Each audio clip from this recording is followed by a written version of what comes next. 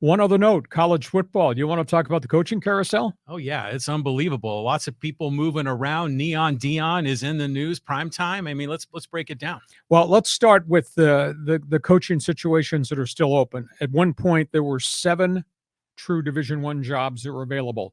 Now we got 2 coaching jobs left, Colorado and Stanford. Colorado was one of the first ones to fire their coach, Carl Durrell. They've had the entire football season to figure out what they want to do.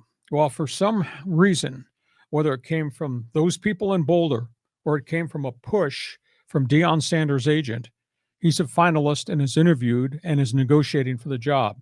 I don't understand why it's taken so long. Colorado is one of the last ones to make a move on a head coach. Virtually all the other openings have been filled. So that's a bit of a surprise. But I'll say this, he will be a magnet that will attract recruits. He is 26-5 at Jackson State, where there is no money and there is not a lot of recent tradition, even though the historically black universities in college do have great football tradition back in the day, the Eddie Robinson era. If Neon Dion shows up at CU, he's going to be a difference maker and difference maker quickly. But I think he has to make the decision quickly because recruiting time is ticking away. I mean, the national signing date is just a couple of weeks out. So that bears watching. The other opening it came as a surprise, but the program sadly looked like it got away from David Shaw, and he resigned within hours after the completion of another disappointing Stanford season. He did such a great job for such a long time, but the last couple of years he went 3-9, 3-9, wasn't competitive. And there's a sidebar story there at Stanford, John, is that they don't have the ability to import large numbers of transfers yet. It's a phenomenal academic institution.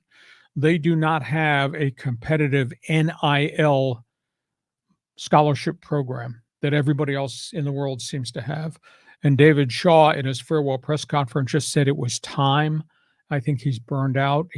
He's been hurt by some of the entrance requirement rules at that great university. He's been hurt by NFL underclassmen defections have gone to the league. That's hurt him too.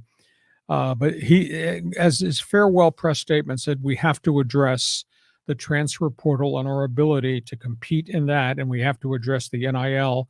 And he says that'll come down the road. But hell of a guy. He did a great job. You know, he replaced Harbaugh. They had been down for an extended period of time when Jim went to the NFL. I'll be fascinated to see who they wind up with. But all the other coaching vacancies have been filled. I'll just go through the list real quick if I can find it here on my note sheet. Amongst the coaches who got hired, Wisconsin hired Luke Fickell from Cincinnati. I always thought he was going to wind up back in with a Big Ten job because it came from Big Ten roots. He decided to leave UC. What a great job he did at a Group of 5 conference to make them big time. Arizona State hired Ken Dillingham. Ken is a former offensive coordinator at the University of Oregon, legendary high school coach in the state of Arizona. So he'll hit the floor running because he's got an awful lot of contacts, a lot of other places.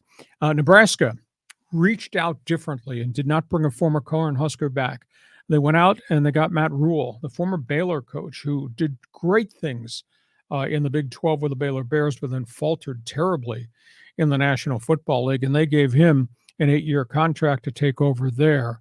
And Auburn, in a bit of a controversial move, after being turned down by people, Auburn hired Hugh Freeze, former head coach at Mississippi, did a great job at Ole Miss, but got caught up in NCAA violations, some junk off the field with women.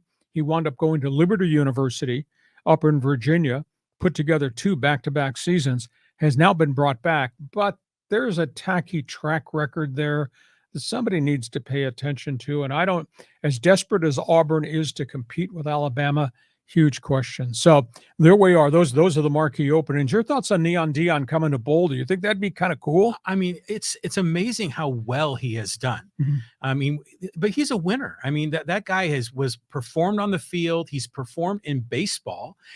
He was terrific as a studio host, breaking down college football and NFL back in the day. And when he got that job at Jackson State, we were all kind of skeptical. Come on. prime time as the head coach. The dude killed it. He did really, really well.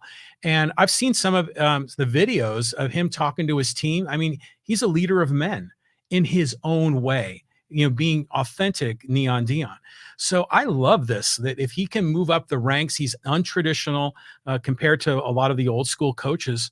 But I think that's really special. I think the other thing, it's an intangible thing, and not many people have paid attention to it. He took that job at Jackson State, and all those HBUC schools are dirt poor. Mhm. They don't have big resources. He attracted corporate donations. Yeah.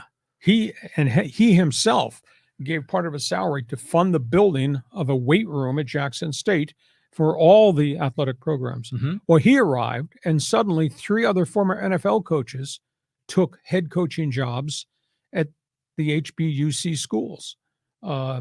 Tennessee State for one. So it's amazing his impact, not just on Jackson State and Mississippi, but what he's done for the black colleges in terms of getting more money funneled there. I have a unique opinion that I think every African-American player or every player in the NFL owes something to the Jackson States and the Gramblings and the Mississippi Valleys where Jerry Rice came from. Mhm. I wish to heck NFL players would pool some money and make it available to all the Division I AA athletic programs of all the black schools. It would help those universities enormously, not Mhm. just in a football field, but in terms of running what they need to run academically. But Neon Deion, he pressed the button and he made a lot of things light up at Jackson State as well, the conference. So that'll be fun.